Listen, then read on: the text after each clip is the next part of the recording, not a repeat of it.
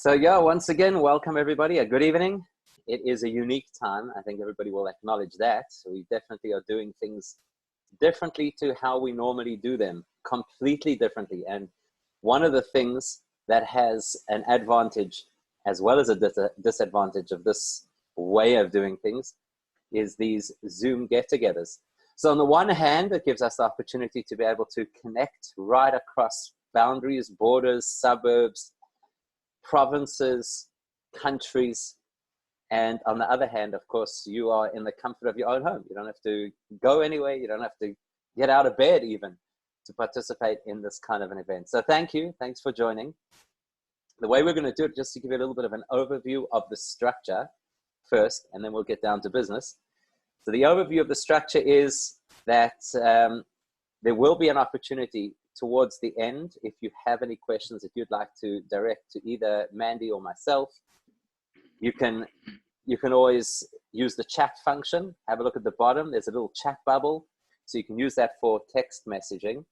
Alternatively, towards the end, if somebody has a question, we'll open up the opportunity to unmute yourself. Right now, you're not able to unmute yourself, and that's just for housekeeping, because anybody who's been on enough of these Zoom things will know that if you're unmuted, you might get all kinds of background noise and feedback and things that interfere and don't really allow us to have the opportunity to connect as we would like to. Now, I know that you're in the comfort of your home, and so perhaps you don't really want everybody to see just how casual you are at this point. So I get it if you don't want to turn on your camera. But if you are willing to turn on your camera, it does make people feel that we're part of a social interaction. It actually allows people to feel a sense of connection. So if you're willing to do that, it adds a lot to the experience. There is no pressure, obviously. I want to say a special thank you to Mandy Wiener thanks, Mandy, for making yourself available. And you know what you've done now? You've muted yourself and you can't unmute yourself. Only I can do that at this point. So let me unmute you. There we go. Sorry about that. That's one of the ups and downs of this kind of thing. So a big thank you to Mandy. I think everybody in Johannesburg, the rest of South Africa, and any expat South Africans anywhere in the world knows your name. So I have the distinct honor of being able to say, Mandy, that I've known you before you were famous. So we go back a while, and I definitely appreciate you making the time. I know that you have a very busy schedule. When everybody else is on lockdown and everybody else is confined to their homes, it's your line of work that's out there in the forefront and doing and communicating and investigating and trying to run a family at the same time. So I really do appreciate it. It is in respect of the fact that you've given us your time that we really want to keep this to an hour, a nice, clean hour. So it's not going to be a long evening. It's not going to be drawn out. Just in case there's anybody who lands up watching the recording of this and does not know who Mandy Wiener is. So Mandy is, of course, one of our most celebrated and most decorated, can we use that word? Journalists, investigative journalist, an author, and somebody who I think always has a perspective on what's going on in our country and what's going on generally that is worth exploring and talking about. Okay, I can see you starting to make those facial expressions that are making this uncomfortable for you. But the truth is, it's really, really nice to have this opportunity. Really, really appreciate it. So I don't think anybody can claim to be expert on what we're dealing with right now or how best we should be dealing with it. Let's put that out as a disclaimer. So in case anybody gets a little bit hot under the collar at any point and says, yes, well, you said, and how dare you, and what kind of authority do you have? Let's put it out there. We have our views, we have our understanding, and to the best of our ability, this is not a blows debate. It's a discussion, and it's a discussion just about, some of the thoughts about what's going on at the moment. We have very strong schools of thought about keep us locked down versus free us up. So I thought it would be a good idea just to explore that a little bit and have a conversation around exactly that point. And Mandy, in particular, you wrote an article recently that inspired this particular conversation. And obviously, I'm sure you'll share your perspectives based on that article. Just by the way, this might be a bit of a funny situation for all those of you watching. I don't know if you realize the roles have been reversed over here. Usually Mandy's the one asking the questions. So it is a little bit of a role reversal. I've definitely realized, don't worry. But don't worry, you'll get your chance. Don't worry. Just doing the introduction at this point. So you did write about the Stockholm syndrome and the fact that perhaps we become just a little bit too comfortable with our situation and relinquish the opportunity to make decisions. And I thought that was so interesting. I really thought it was interesting. I thought it was so thought-provoking. That's actually what inspired this particular conversation, because I thought, let's talk about that. Let's talk about our ability to make decisions. Let's talk about the loss of the opportunity or the right. Perhaps we lose some of our rights in this kind of a state of emergency, and that's not necessarily a good thing, and how things can unfold. You know what actually came to mind probably about 3 minutes before we sat down now this evening? In fact, it wasn't on my mind at all, and it just suddenly popped up, is one of the most celebrated periods in Jewish history is, of course, the Hanukkah story.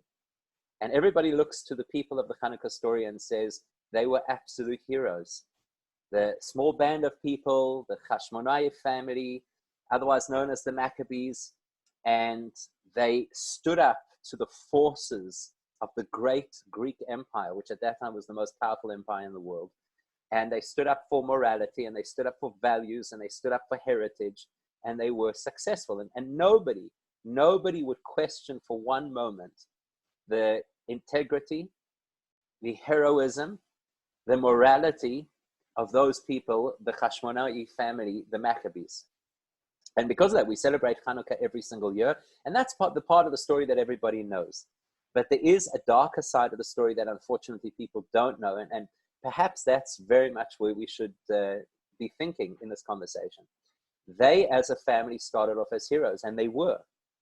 And then they made one little mistake that soon enough became a serious mistake, that eventually became a major chasm in the Jewish world. And what happened was, here were these people who everybody worshipped, literally. People thought that they were the bee's knees, and people thought that they were the most incredible band of Jews ever to have walked the earth. And when the dust had settled and the emergency was no longer an emergency, and they were no longer fighting for their lives, at exactly that point, they made their critical error, and they decided to establish a dynasty. Now, these Hashmonaim were from the family of Kohanim. And as we know, the Kohanim, to be a Kohen is a very elevated position in Judaism. So already before they got onto this bandwagon and fought against the Greeks and reclaimed the temple and lit the menorah and had the miracle of Hanukkah, before all of that, they were already very respected people in the community. They were Kohanim. But when they established a dynasty of Kohanim to become rulers, which they did, that's when things started to fall apart. Because in Jewish tradition, to be a ruler, and particularly they took on a monarchy, actually, they became kings. To become a monarch, you have to belong to the tribe of Judah, the tribe of Yehuda. And they didn't. They didn't have that pedigree. They didn't belong to that particular line. So that minor little mistake, people who were reveling in their great achievement and the fact that they had saved the day, down the line became disastrous. And they eventually became the people who had a breakaway movement, not them obviously, but their descendants had a breakaway movement from mainstream Judaism and eventually became allies to the Romans. I mean, it's unthinkable, right, that could have happened. And so maybe that's a little bit of what's playing on people's minds right now, that in a crisis, you need somebody to rise and to take control and to tell everybody what to do when you're in the crisis. You need that person with a tunnel vision. You need those voices that are going to tell everybody what they should do. Like if, God forbid, somebody was on a plane and you had an emergency landing, you want the flight staff to tell you what to do. You don't want at that point to start calculating where, what, how. You want the professionals in a medical emergency. You want the professionals to tell you what to do. And then the emergency subsides to whatever extent, and perhaps you've relinquished your control or your ability to think. So that's a really interesting part of this conversation. And I think that's kind of what you were alluding to. So if you don't mind, Mandy, I'd like to just use that as an introduction. And your role, I think, in all of this is to share that perspective. And what I'd like to do is try and share a bit of a spiritual perspective. And perhaps between the two, we can come up with something that's user-friendly for everybody in this situation. So thank you, and over to you. Thank you. Thanks so much for having me. Yeah, look, I think that we're in a really precarious position at the moment, because we are in uncharted territory. No one knows how to navigate their way through this. And I think that's why people are really looking for any kind of stable leadership, anything that is reliable. It's why people are sharing so much fake news at the moment, which is making my job so difficult, because they really are looking for resources that are authentic, that are reliable, that give some kind of guidance. And I think a lot of that is because government's communication around this pandemic and around the lockdown measures, it really, apart from the president and the way that he's been communicating, it's been quite opaque. A lot of people don't understand the regulations; they're not quite sure what's going on, and I think that's feeding into what is fear mostly. I think a lot of the anger that we're seeing at the moment and the outrage is actually fear. I think people are scared of what's going to happen. They're scared of losing their jobs. They're scared that they're not doing enough to help other people. They're scared of sending their kids back to school. Not they, we, I am. And I think that's the difficulty, that a lot of us are more afraid and are more scared than we actually are outraged or angry. So last week I wrote this bit, which I really should have called Stockholm Syndrome and not Stockholm Syndrome. And I've been kicking myself all week about this. It was a huge missed opportunity. But I do think that in a way we have become accustomed to being at home. So those first 2 weeks of lockdown, we all started Zooming, and my family had a Zoom Seder, and we were baking banana bread, and we were Not at the doing Seder, right? activities. Wasn't banana No, bread at the that's a Seder? good No, point. okay. Yes, not at the Seder. Um, basically a banana bread for a week. And we were all into it. And then that second week, didn't know, a lot of other people started to feel like now my civil liberties are starting to be kind of abdicated, and I want to go for a run, and I'm feeling like this is Groundhog Day. And then in that fifth week, last week, we were like, actually, I think I'd rather stay at home than go out into this big bad world where the stealthy virus is lurking. And I got the sense from a lot of people, and myself included, that it was kind of the Stockholm syndrome, because we had developed this enduring relationship with our captor. And we felt much safer at home, and we felt much safer handing over that decision-making process to this kind of patriarchal figure in the form of Cyril Ramaphosa, where we were quite happy for him to lead the way and for him to direct us and for him to take over that decision-making process so that we didn't have to do it, because it's difficult decisions to make, and we had decision-making fatigue in a way. So I think that's how a lot of people felt last week. And I may be wrong. I could be reading this completely wrong. But the sense that I get is that after that, we reached a tipping point. When Nkosazana Dlamini Zuma came out and backtracked on the decision around cigarette sales, and when Angie Motshekga at her department gave us conflicting dates on education and when kids were going to go back to school, all of us started to feel like maybe those guys in charge don't really know what they're doing. And we started to second guess whether our fate was really in the right hands, which is why we saw the president come out today. And for those of you who haven't read it, he wrote this letter, which he always does on a Monday morning. But today was him basically saying, we are making decisions as a collective. We are consulting everyone, and trust us, we know what we're doing, and we've done not just tobacco, but all of these other things for a good reason. And I think that's really important for him to come out and say that he's still got his hand on the tiller, that he's still in charge, that he's still leading the way, because he has really earned so much goodwill over the last 6 weeks or so. People have just been lauding him. And I think it's really important for him to come out and say that he's still in charge, that there hasn't been this political power play behind the scenes with Dlamini Zuma trying to take charge. And I think that's the point that we're at now. I think people are very polarized. I think that there are two clear camps at the moment. Some people would say it's down the lines of class. that it's kind of middle class, privileged, white outrage that we're seeing at some of the regulations. I don't know, other people might feel differently about it. Well, there's one thing for sure. You're, especially talking to this crowd, a nice Jewish crowd. For sure, there's different people feeling differently about it. That goes without saying. I mean, two people on the call that feel differently. One person would feel differently about it. Exactly. I mean, even how many people there are that feel differently about it, we feel differently about how many people might think, okay, you get it. So I think we should talk, obviously, to this audience, because the audience that we're talking to is an audience we're familiar with. These are, so to speak, our peers. These are people who might well fit into the so-called middle class, white, privileged kind of category, most likely. No offense, obviously. And so I think right in the beginning, you said something about fear and about outrage being related to fear. So it's interesting. So many people have said what you've said. In the first couple of weeks, it was new, it was different. People were for me, the litmus test is how many funny lockdowns memes do you get in a day? Like as that starts to taper off, it's getting serious. Like in the beginning, I actually had a look today because I had I was stuck in a... That's a great scale. It's whatever. So I was looking today at my timeline, and it was very interesting just to see how at the beginning of this, there was like this non-stop, one after the next, this meme, that video, that, and now it's kind of dried up. So I think that tells a story, which is quite interesting because from my perspective as a rabbi, as a community leader, it was almost the exact opposite. So right at the beginning, there was a tremendous amount of uncertainty before the lockdown even happened.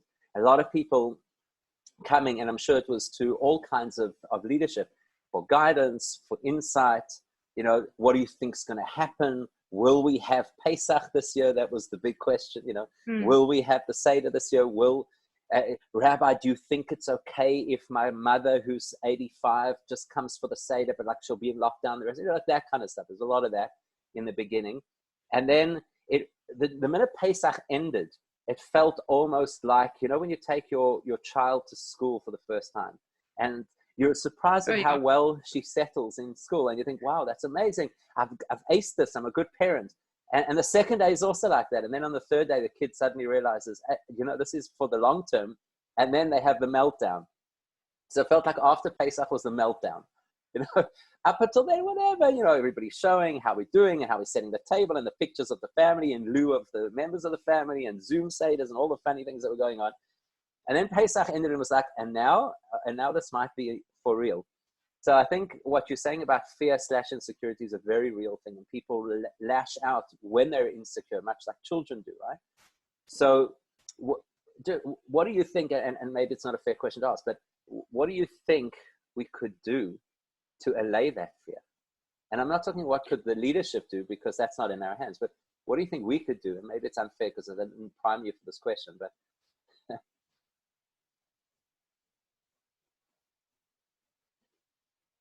because we are so scared.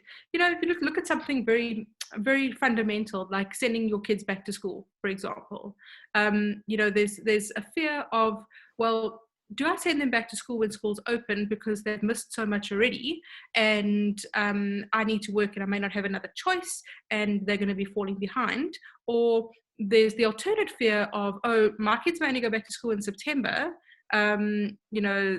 That's a very long time. But if they go back now, which I would love them to do, but then they might catch the virus. And is that too much of a risk? So I think that what we're seeing at the moment is we're trying to balance two curves.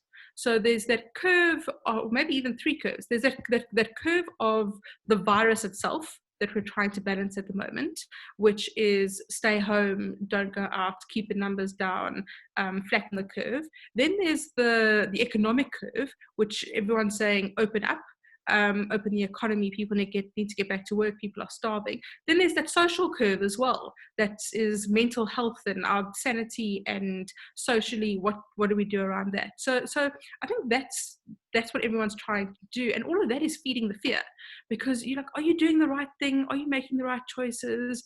Am I not making the right choice? And I think it's about learning to manage that fear.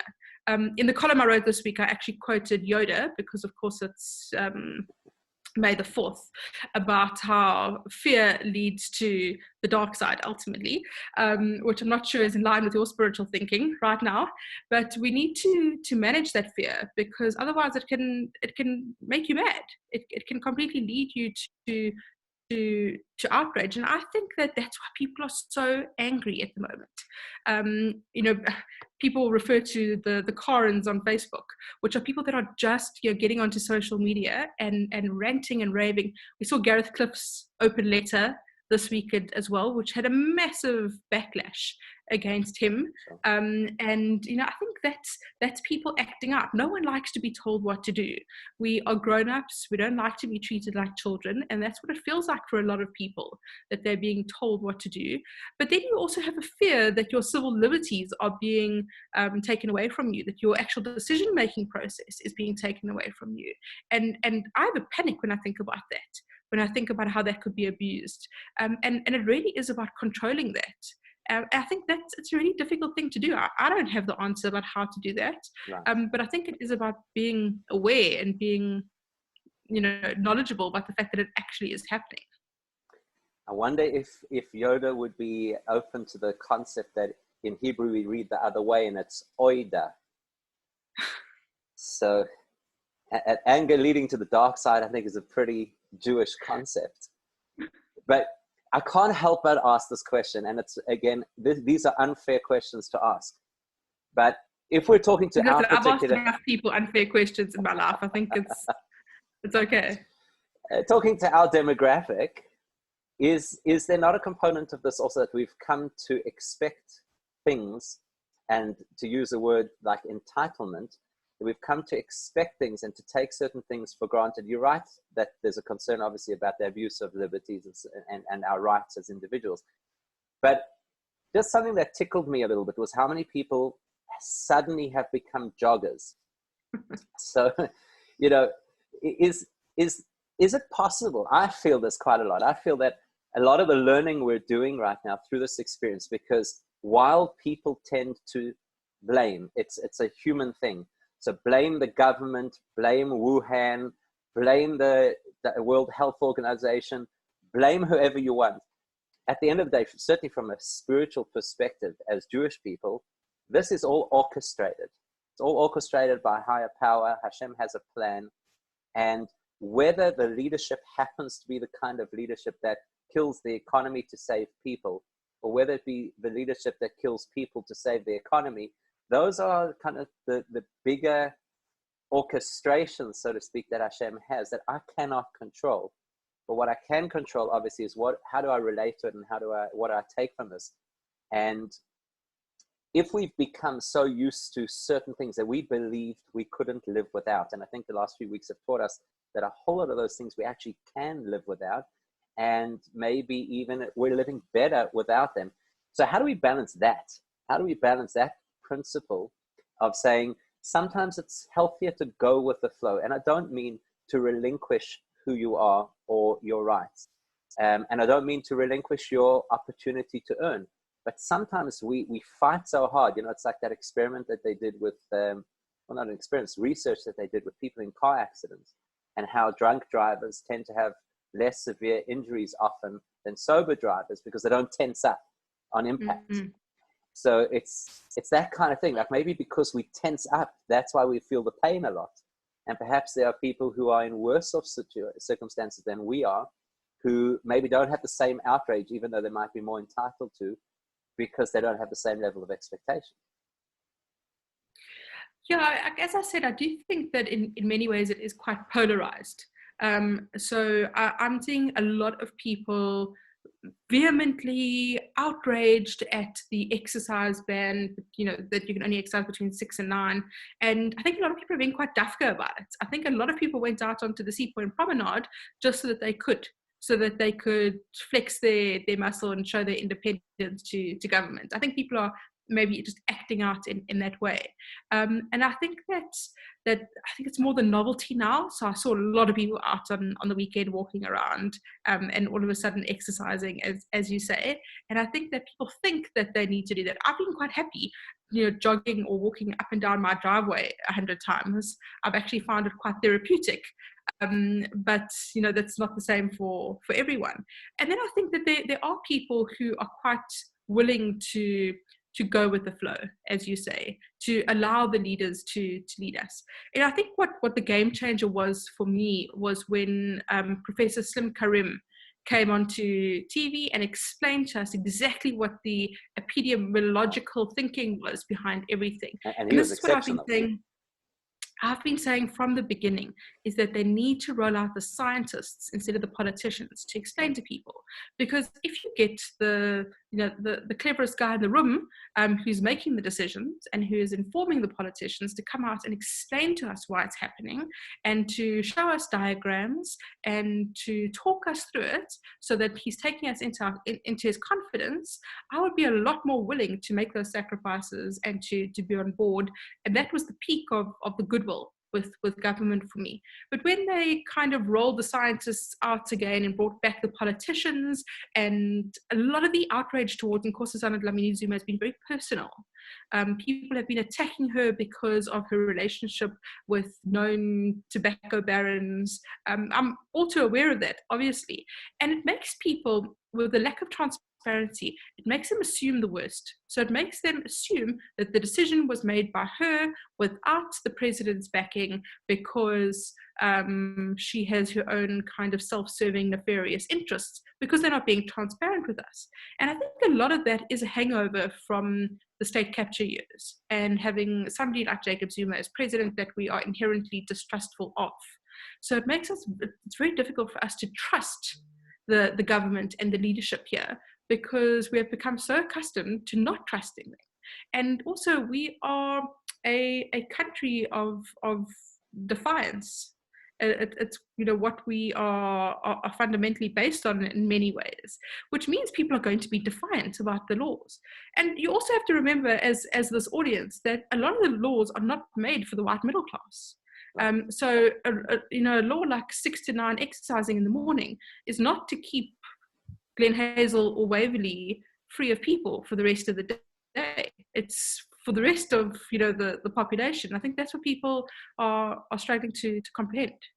That's such an interesting point that you've just made, because in classic Torah literature, you won't ever find the concept of civil liberties. You won't find the concept of human rights. It's a very interesting thing. I mean, throughout all Torah literature, what you will always find is a sense of responsibility of the individual to the collective. So not necessarily in a socialist sense, but just in the sense that you are responsible for the people who you live with, and you have a moral responsibility to think about and to look after their well-being. So what you've just said now is fascinating, because that would be exactly the responsibility we'd have as Jewish people, that it doesn't matter, our circumstances might be a little bit better or vastly better than the next person's circumstances. We are all citizens of the same country. We're all part of the same environment. We all live in the same ecosystem. And if we're going to flaunt the law, then number one, we might undermine the well-being of our next neighbor now, or alternatively, we might just be seeding people turning around and saying, well, then why do you have an issue when we flaunt the law in a different area? So the sense of kind of a communal, collective responsibility where we all work together towards the greater good without relinquishing our individuality, just the sense of consciousness to other people, would be quite a helpful mindset, I think, for the kind of thing we're going through right now.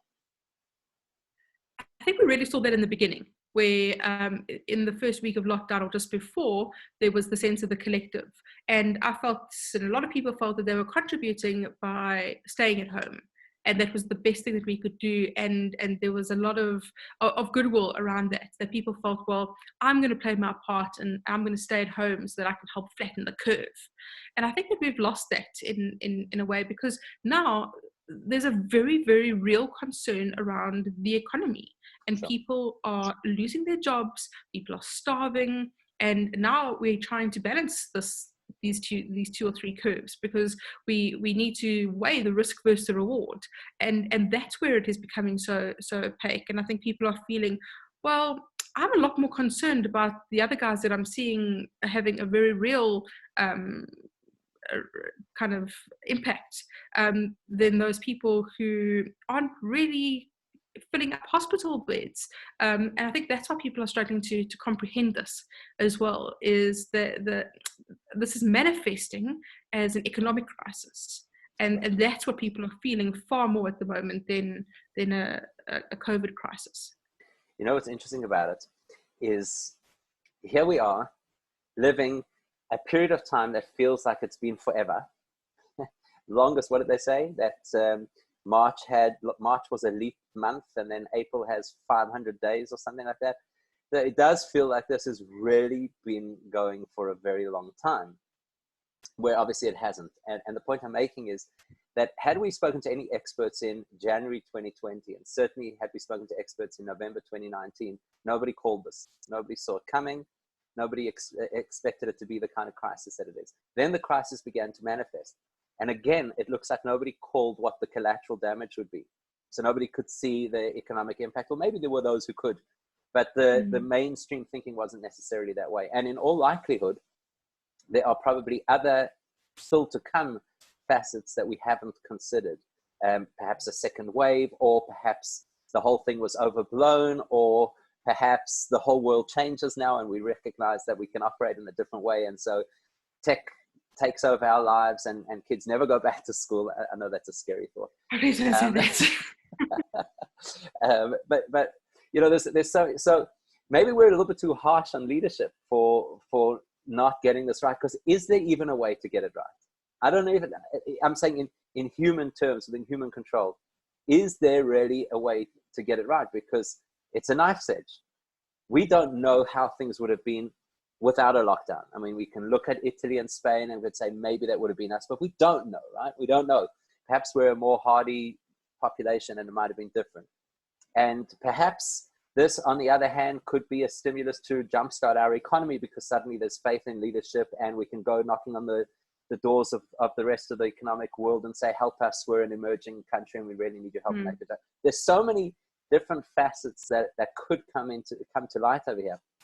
It's so difficult to, and that's why I keep going back in my mind. I keep going back to saying, but like, I can't control those things. I'm not an economist. I'm not a politician. I don't have that level of control. I can put my name on a petition and I can maybe have some civil disobedience and run the risk of maybe being arrested by those 70,000 soldiers that we haven't seen in our areas or whatever. But alternatively, for me, I think all the work is internal. It's like, how do I firstly care for myself and my environment, that which I can impact? And how do I ensure that I don't lose my mind over this? I think it's like a lot of people are feeling disempowered because they can't do anything about it, because you don't have the answers to that. As Yoda would say, patience, Padawan. So I do think that what a lot of people need is patience at this point. But when you've been in lockdown for 6 weeks, patience is something that is quite rare. So again, I think it's quite rare. Sorry to interrupt. I think it's quite rare for us because we're a little bit more. There's a word in Talmud. It's called istanis. Istanis basically means a little bit more spoiled. We are. I mean, if we think back to the stories of our own grandparents and the difficulties that they endured over a 5-year period, 6-year period of a world war, or having been in the gulags in Russia, or living through the depression. I mean, my wife's grandmother is she's just early 90s, and the other day we were talking to her, and she was just saying, like, it was an incredible thing. We speak to somebody like that who survived the Holocaust, who was a formative, active participant in the establishment of the State of Israel, who had to then emigrate for whatever reason and ended up living in a foreign country, foreign language. I mean, you speak to somebody like that and they're like, look, I've never seen anything like this. She said that. She said she'd never seen anything like this that has impacted the entire world like this. She'd never seen, which is quite an insight from such a person. But at the same time, a lot of what we consider to be 6 weeks is too long of, My gosh, they didn't have Netflix in the gulags. So I think that our perspective is different, and maybe she hasn't seen anything like this before because the media wasn't what it was before either, and social media wasn't what it was before. So I think that also amplifies things in a massive way. So I think that when the world is a much smaller place, the pandemic also seems bigger. So if you put into perspective and you look at World War I, World War II, the plague, obviously all of that. If the world was what it was today, I think that this would be on a similar scale to something that she has experienced. And I think that there's been some criticism of the media for the way that it has been reporting on this. I'm obviously concerned that it is all-consuming, and that we have let everything else fall by the wayside, that we're not reporting on anything else at the moment, and that we do get a bit... There is nothing else to report on. What do you mean? Trust me, stuff is still happening. There is still crime. There's all sorts of other things that are happening that we are just kind of ignoring at the moment. So I do think that perspective and how small the world is makes this feel much bigger than it is. But look, having said that, I think it is still obviously unprecedented in our lifetimes. And that's why a lot of people just don't know what to do and how to navigate their way out of this, and also how long it's going to take. People want to Trump, everyone wants to open up, and it's just not possible. We in this for months to come still. It's funny that you talk about the media, because it's interesting to have a media person commenting on the media. It's quite a funny position, I'm sure, to find yourself. But it makes me think, and exactly what you've just said, the uncertainty, I think, is what eats everybody up, whether that be the uncertainty we have as individuals, as citizens, whether it is the uncertainty that we have as leaders. So, for example, I sit on the school board at her academy, like, try and work out when school's going to start again. And then try and work out, just a little example. So my daughter, who's finishing school this year and is so excited about the fact to go travel to Israel, and and they told her yesterday that they're starting again in September, and like, I don't know if there's going to be flights.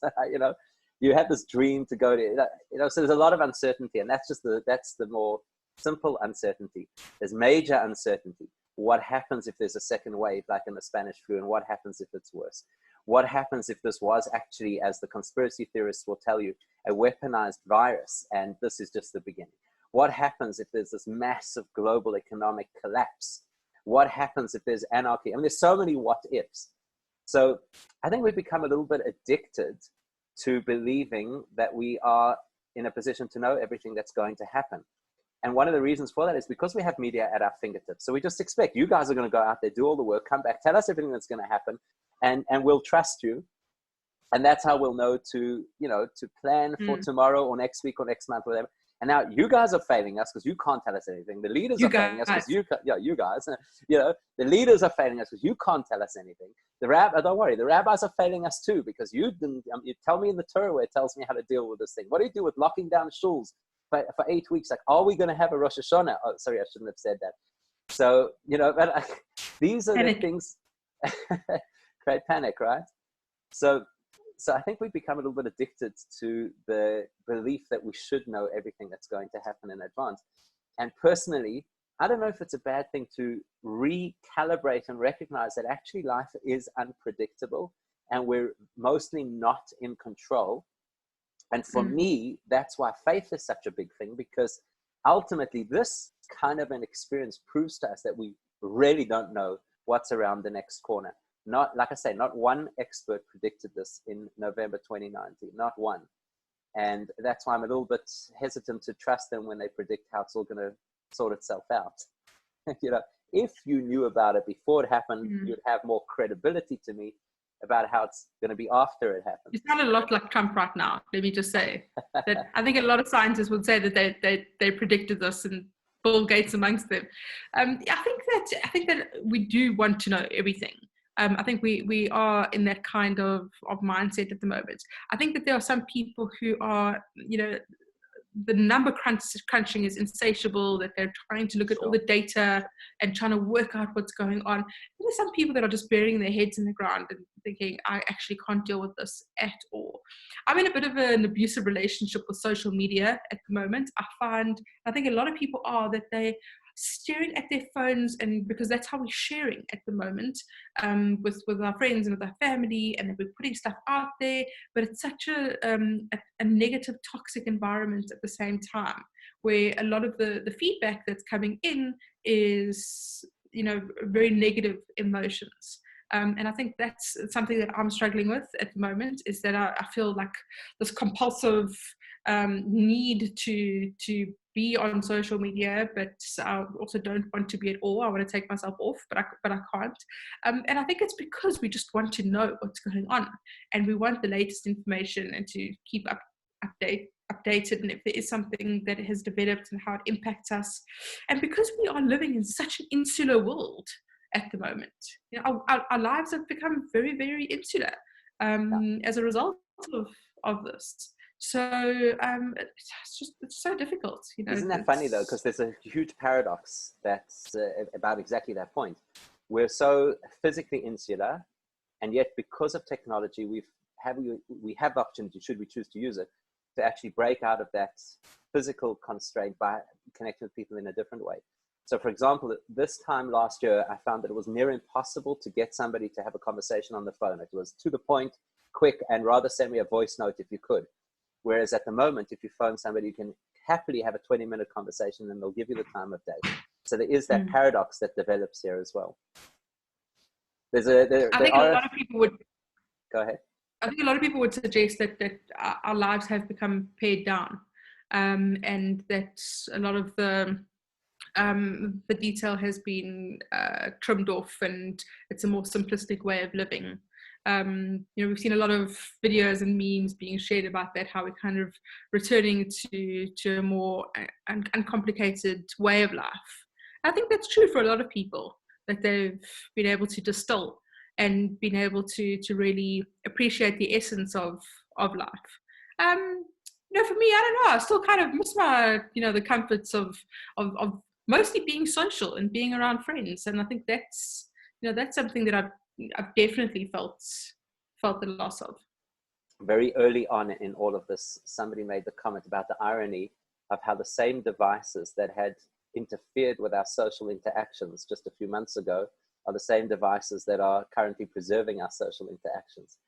So maybe there's a great opportunity for us to just rethink. Yes, we do crave that social interaction. Maybe it's a good opportunity for us to cherish it when we do have it again, as opposed to just going back to old habits. And that would be something to entertain.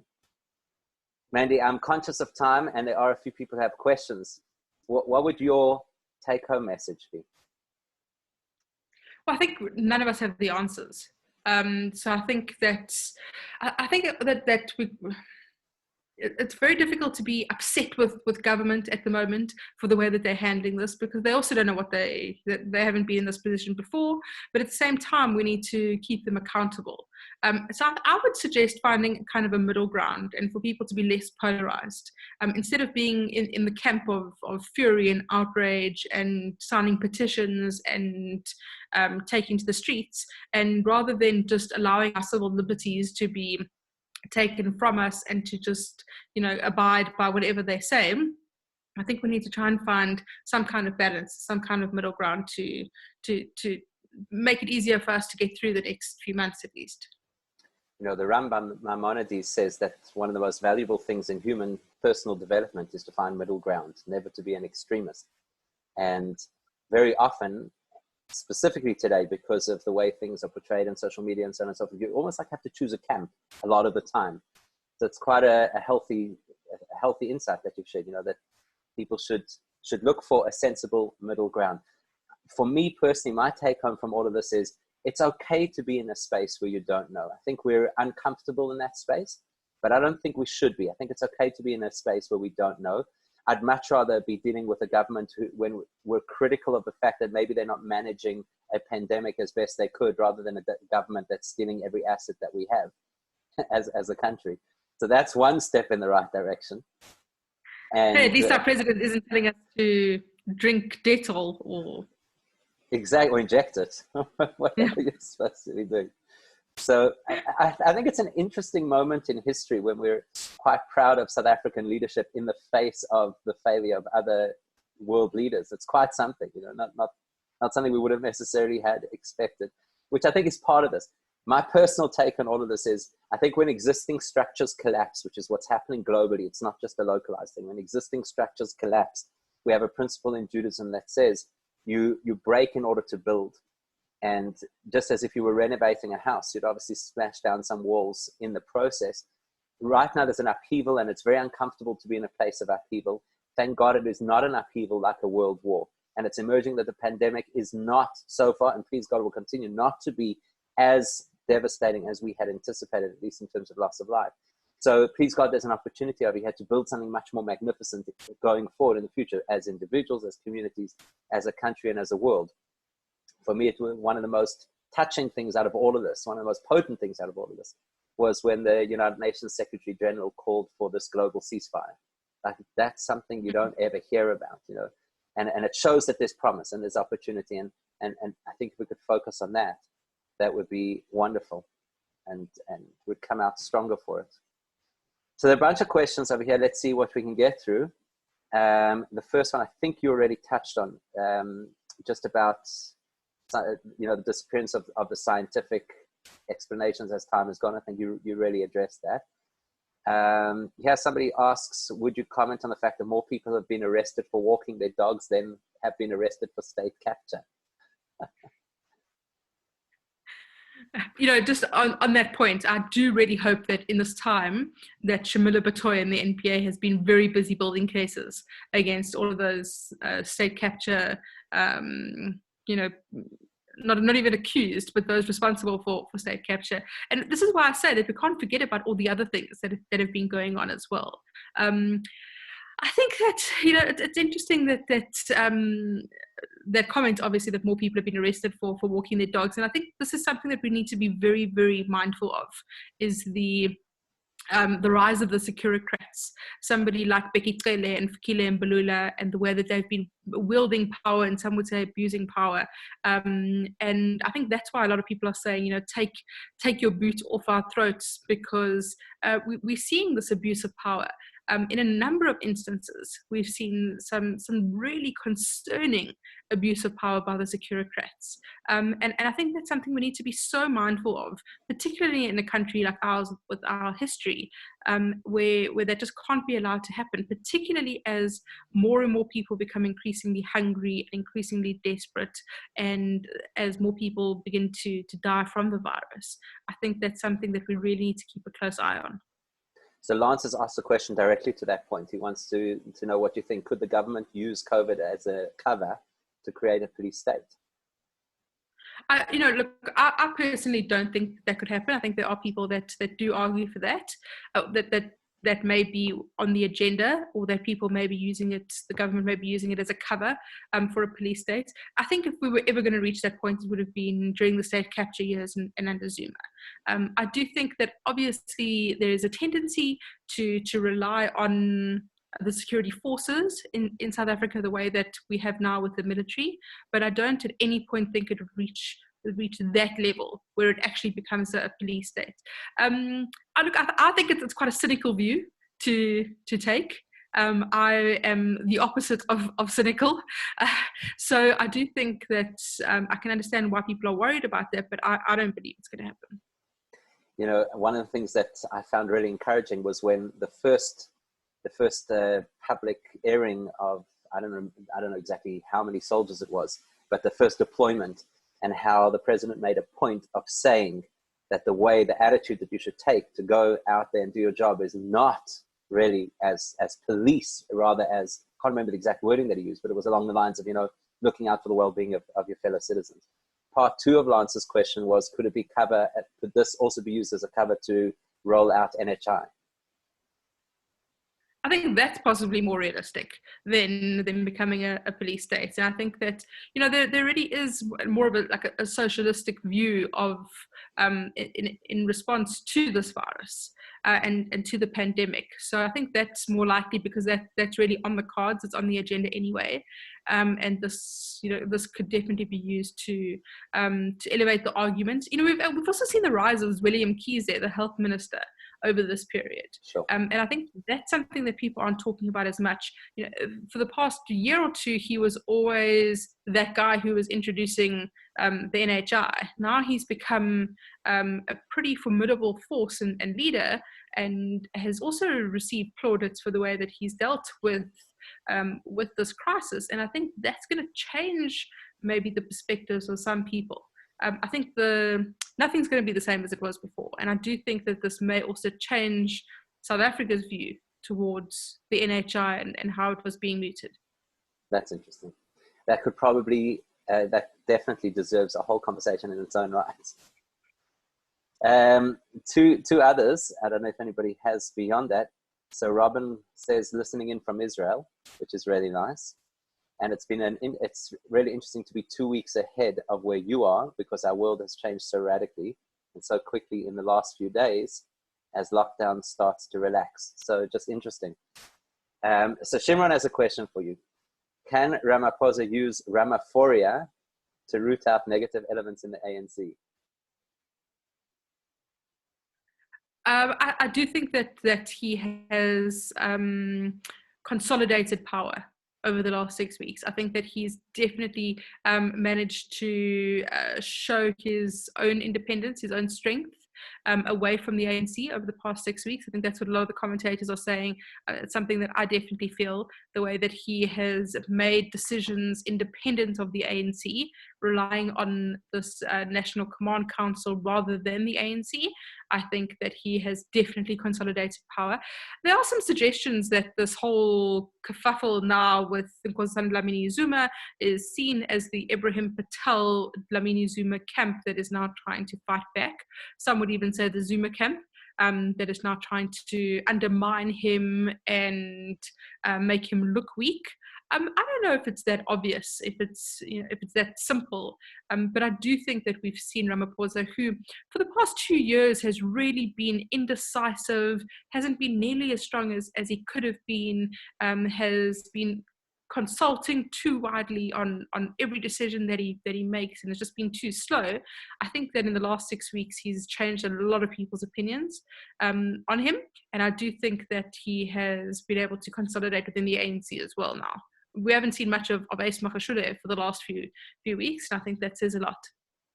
That's interesting. That's very interesting. Gal would like to know. Or Didi Mabuza. I don't know if anybody's seen the deputy president for the last couple of months. Exactly.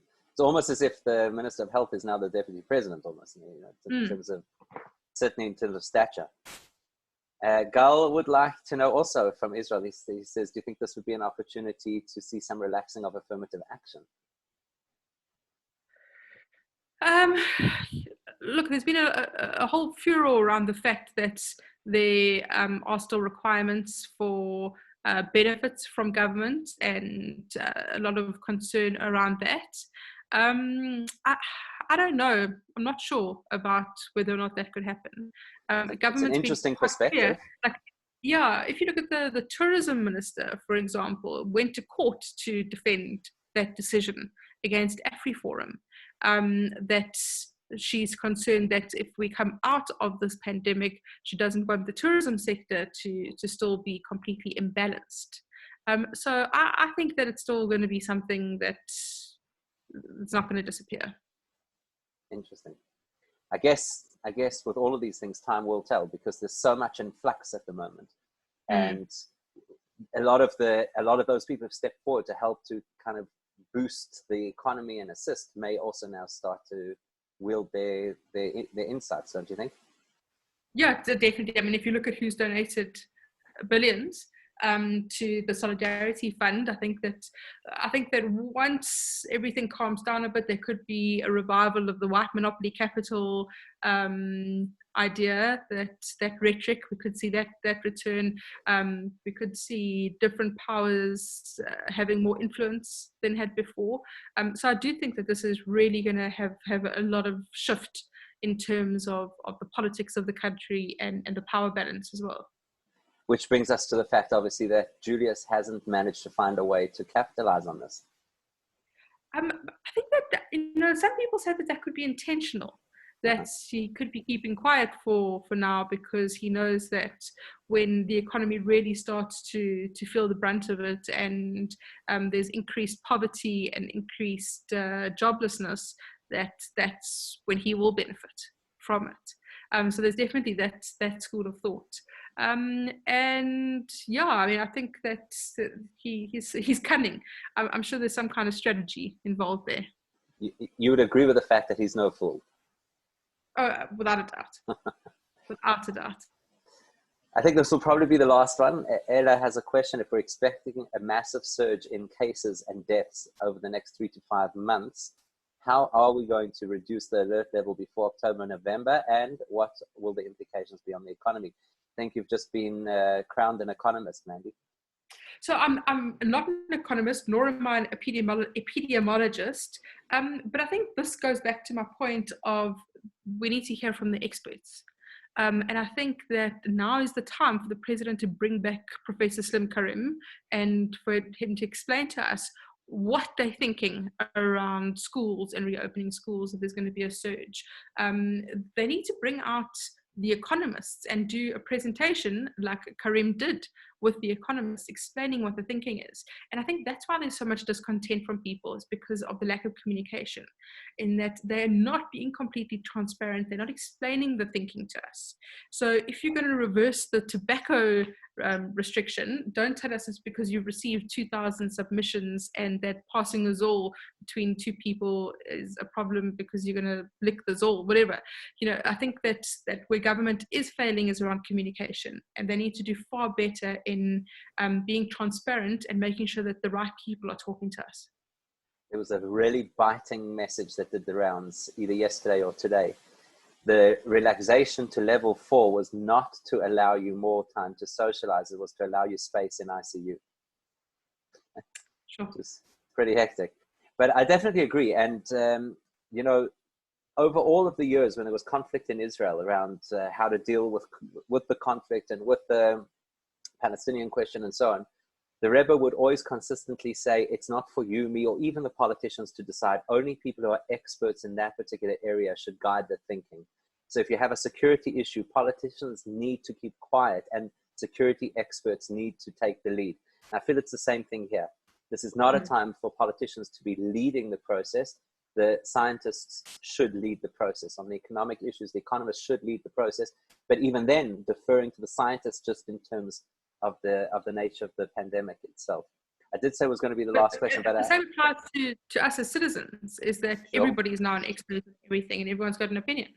Not only do I have an opinion, I've shared it with everybody on my WhatsApp list, so it must be true. Only one opinion. Yeah, exactly. I'm gonna wrap it up with this comment by Shmuel, who says that unprecedented crisis also presents unprecedented opportunities. So what opportunities do you see, low-hanging fruit, for us to change our thinking and perhaps build bridges between various facets of the Rainbow Nation? It's a nice question. Sure. Look, I think that I always say that we see the very worst of it, but we also see the very best of it. And I do think that we have absolutely seen the very best of South Africans, not only in our ability to laugh at ourselves, but also in our ability to look after one another. And the way that people have rallied to get PPE for people that need it most. I've been contacted by all kinds of people offering to help, asking me to put them in touch with whoever needs help. People making sandwiches and giving them out to to people that are hungry, all sorts of things. And I do think that this is an opportunity for us to get that perspective. And I think we're going to need a lot more of that, because I think there's going to be a lot more people over the next few months that are going to be incredibly desperate, who are going to be unemployed, who are going to have no income, who are going to have no food. And I think that's the reality that we're going to have to deal with. And it's very difficult for people to think that the best way to contribute is to be doing nothing at all and to be sitting at home and watching Netflix. But that's the reality of our situation, is that the best way for us to help and to contribute to do nothing at all. But yet people are finding ways to contribute virtually. And I think that's something that I hope will endure. And I'm always optimistic about the future and what's going to happen. I just think this is going to take a lot longer than we're willing to accept. And I think that our entire frame of reference needs to be adjusted. And it's something that's difficult for me to comprehend. So I know that it's difficult for a lot of other people. And it's to just, to be patient. This is an absolute exercise in patience. And if we as South Africans know anything about waiting for state capture prosecutions or for anything to look at Jacob Zuma, he's taken like a decade to not go to court. We understand the exercise of patience. Absolutely. Absolutely. In Jewish spiritual thinking, we always talk about the fact that we're comprised of 10 soul powers that reflect the 10 energies Hashem uses to create. And out of those soul powers, there's a teaching that says in the period towards the end of world as we know it, before Moshiach, the two most important areas that we'll have to develop as humans are called Netzach and Hoid. Netzach is the ability to persevere, to be tenacious. So in exactly the same way as everybody found it very interesting and nice and new at the beginning of the lockdown, and now it's becoming a little bit uncomfortable, people also find it nice and interesting and new to go out there and be part of a program that's going to help people who are not earning and are unemployed and whatever. And that's fun for the first couple of weeks. When it becomes a few months, you need netzach. You actually need commitment and perseverance and tenacity to keep doing that kind of thing. And then the mirror image of it is called hoid, which is acceptance. To be able to accept the circumstances that I'm in, and rather than spend so much effort trying to change what I can't change, to accept it and then grow in that environment and be the best I can in that environment. And I think that's exactly the situation that we've all been placed in right now. Those are the two traits we should focus on. This is not going to be the time where intelligence will make you shine. It's not even the time where kindness and goodness will make you shine. It's those people who will be able to sustain things over a lengthy period and will be able to accept what's going on and keep their chin up regardless. That's actually who's going to come out on top. I'm as optimistic as you. I'm at least as optimistic as you.